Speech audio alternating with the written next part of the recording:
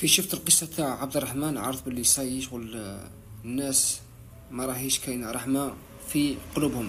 ما يعرفوا لا الأخضر ولا اليابس، ما يعرفوا لا الطيب ولا القبيح. هذا الأخ الاسم تاعو عبد الرحمن، يبلغ من العمر 28 سنة، من ولاية باثنا. التخصص تاعو هو طبيب بيطري، قرا في الجامعة العليا بيطرية وكمل له كل شيء. عنده عامين وهو في هذا الضمان، يعني عامين وهو يخدم بيطري.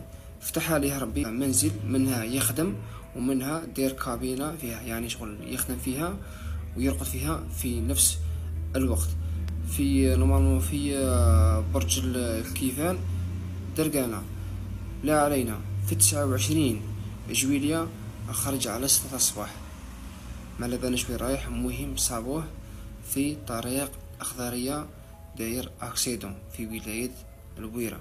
حسب المشورات المتداولة ولا التصريحات اللي قالوها الناس، يعني الناس كي جاو ثم فايتين على طريق حسبوا جاو الأكسيدون نورمال عادي، شغل لقاو الدم ثم كل شيء مخلطة وكاع.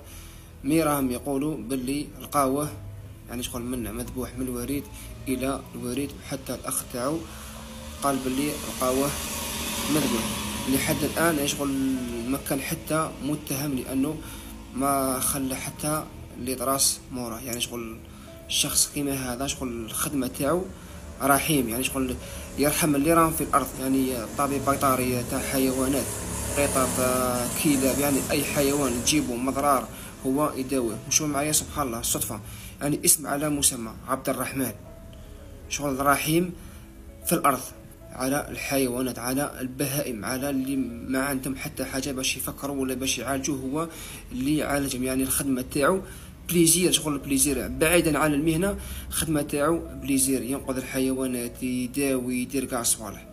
انا شغل اول مره كي شفت القصه تاعو قسما بالله لا غيظ في وجهه، صح غيظ، يعني البراءه في وجهه. ربي يرحمه ان شاء الله.